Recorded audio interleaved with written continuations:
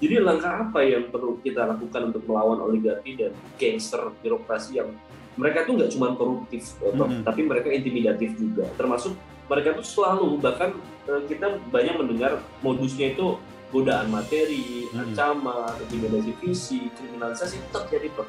Ini langkah yang dengan pandang relevan seperti apa, Prof? Ya, tampaknya yang tadi saya kemukakan, mengganti oknum atau orang person itu nggak cukup gitu ya. Jadi kita harus mengubah sistem, ya, sistem pengelolaan sumber daya alam. Nah, pengelolaan sumber daya alam itu harus dikembalikan kepada negara. Terutama apa? Sumber daya alam yang menguasai hajat hidup orang banyak. Dan ini sebenarnya sudah diatur di pasal 33 Undang-Undang Dasar 45 kita sudah ada itu. Jadi sumber daya alam yang menguasai hajat hidup orang banyak dan penting itu harus dikuasai oleh negara. Melalui siapa? Ya dikelola sendiri oleh BUMN dan BUMD, bukan oleh swasta, apalagi asing gitu loh, Mas.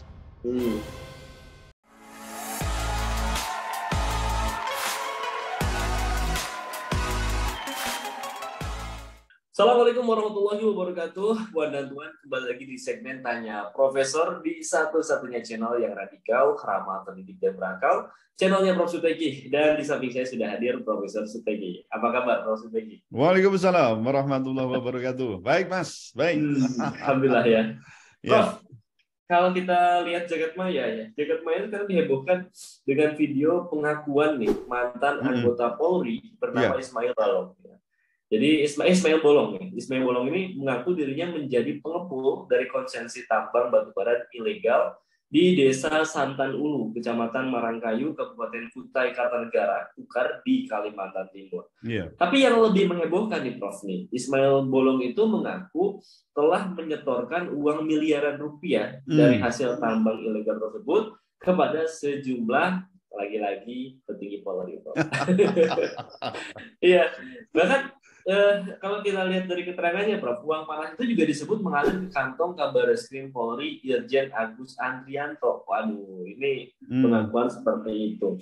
Nah, Prof, Ismail Bolong ini kan seorang mantan anggota Polres Samarinda, ya, yaitu Samarinda itu di Kalimantan Timur ya. Dan beliau telah menyebarkan isu tentang setoran uang miliaran rupiah dari hasil pengumpulan ilegal penambangan batubara ke Kabareskrim Polri Komjen Agus Andrianto. Dan kini yang jadi persoalan ya isu tersebut diralat oleh dia sendiri, Prof. Bagaimana tanggapan Prof. Sutegi terkait dengan isu ini?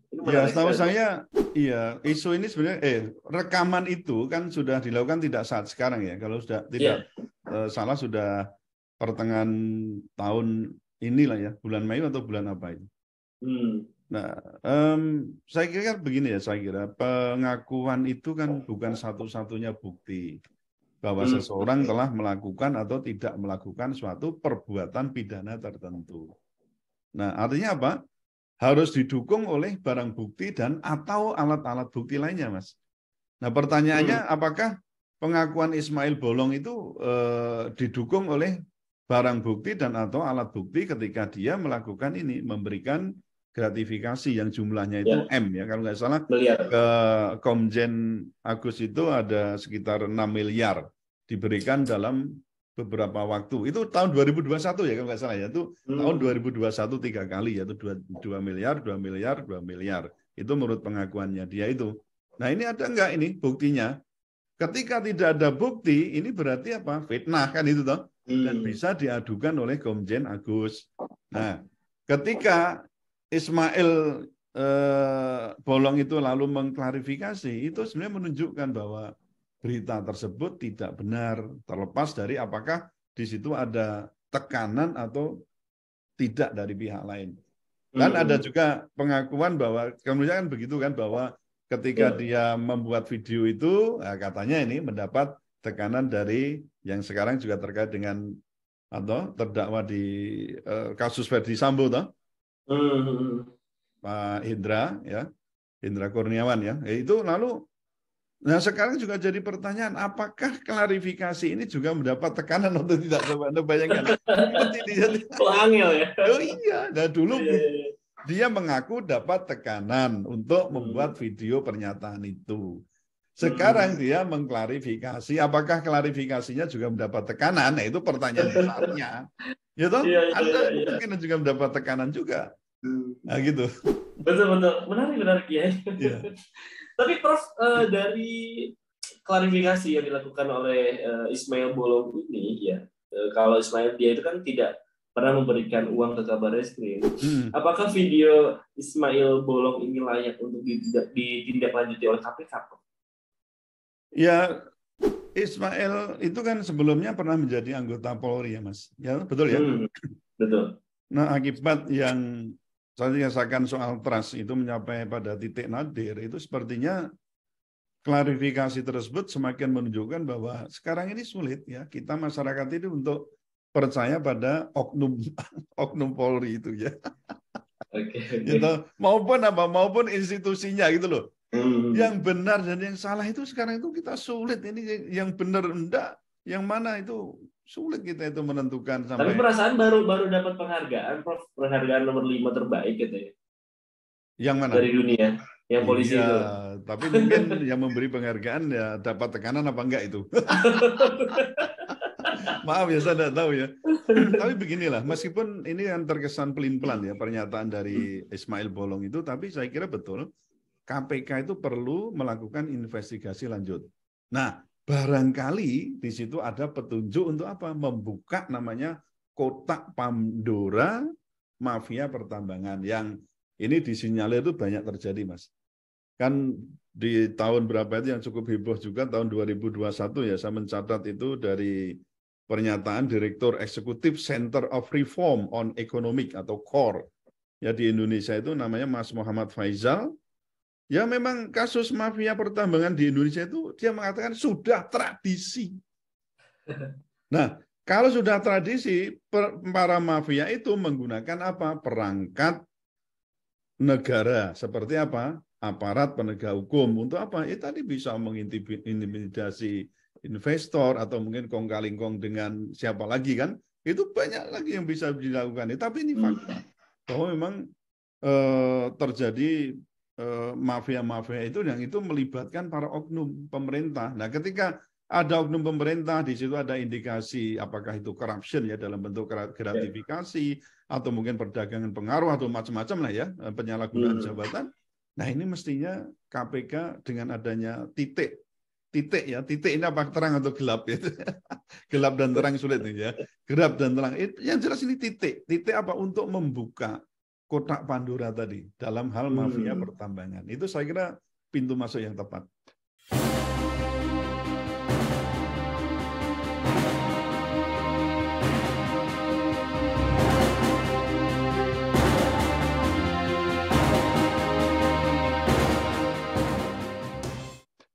Oke. Lalu bagaimana political will pemerintah saat ini dalam membuka misalkan file tentang banyak modus korupsi?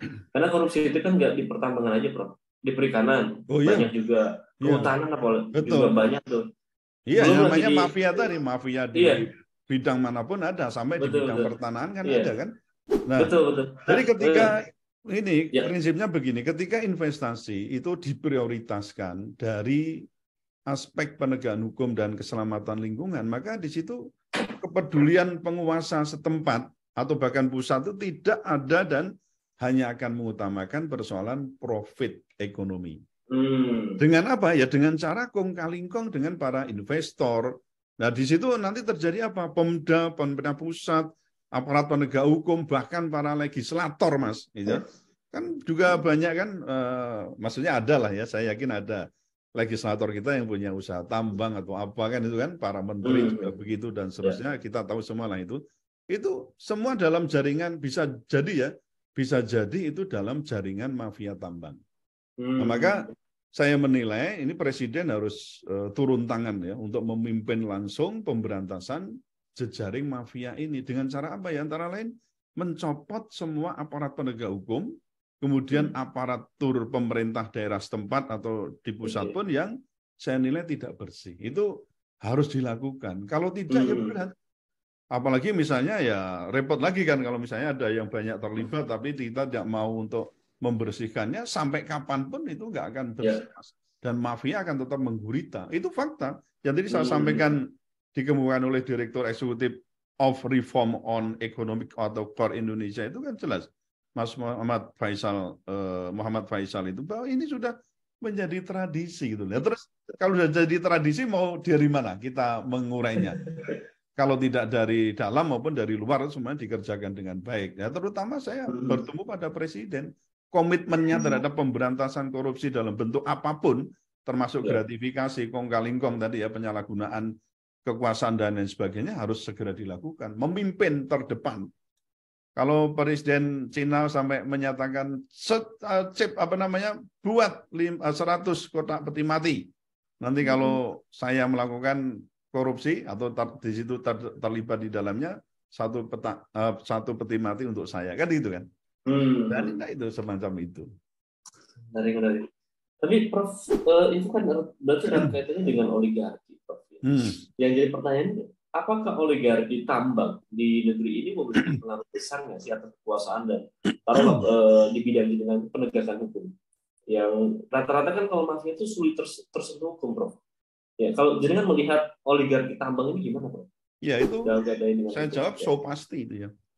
Jadi oligarki yang kuat dan sudah berkolaborasi dengan penguasa dan parpol. Nah, ini Mas ingat ya, oligarki itu bukan penguasa, tetapi bisa dengan pengusaha tok, tapi bisa dengan penguasa dan bahkan parpol.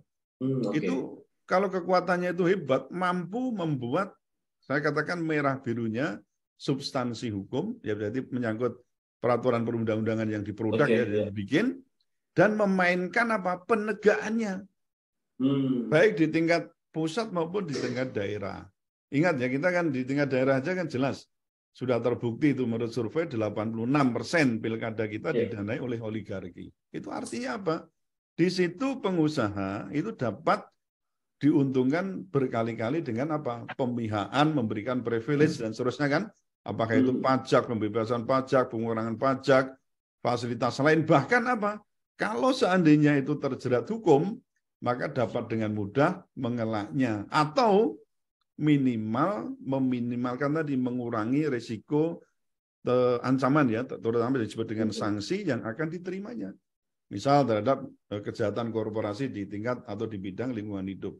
Loh itu sangat mungkin terjadi, maka oligarki itu bisa kita simpulkan ya akan memiliki pengaruh yang besar atas tadi kekuasaan dan penegakan hukum, mulai dari pembentukan hukumnya gitu ya, sampai misalnya itu bagaimana perusahaan tambang itu masih mestinya berakhir di tahun 2002 kemarin, diperpanjang sampai berapa itu 20 atau berapa 20 tahun sampai berapa puluh tahun ke depan dengan misalnya dengan 0% untuk royalti misalnya, itu kan privilege yang sangat besar sekali terhadap para pengusaha tambang itulah. Itu apa itu tak ada kong-kali-kong antara pengusaha tambang dengan para pembuat peraturan? Sangat mungkin. Belum lagi persoalan misalnya pemulihan pertambangannya, reklamasinya atau apa istilahnya itu ya, pemulihan lingkungan setempat, CSR-nya, semua itu bisa dipermainkan ya ketika ada kolusi antara pengusaha dengan aparat pemerintah setempat. Nah, bahkan tadi saya katakan penegakan hukumnya terhadap sanksi pun, ya namanya industri hukum itu. Namanya industri hukum, apapun bisa dimainkan. Begitu. Ngeri. Ngeri ya Pak, aduh ya Allah. Ya, betul. Namanya mafia, Mas, serba ngeri di situ. Ya, oke lah, saya mau nanya terakhir nih Prof, terkait dengan oligarki tambang ini. Jadi langkah apa yang perlu kita lakukan untuk melawan oligarki dan gangster birokrasi yang mereka tuh nggak cuma koruptif, Prof, tapi mereka intimidatif juga. Termasuk mereka tuh selalu, bahkan kita banyak mendengar modusnya itu godaan materi, ancaman, intimidasi fisik, kriminalisasi itu terjadi, Prof. Ini langkah yang dengan pandang relevan seperti apa, Prof? Ya, tampaknya yang tadi saya kemukakan mengganti oknum atau orang person itu nggak cukup gitu loh.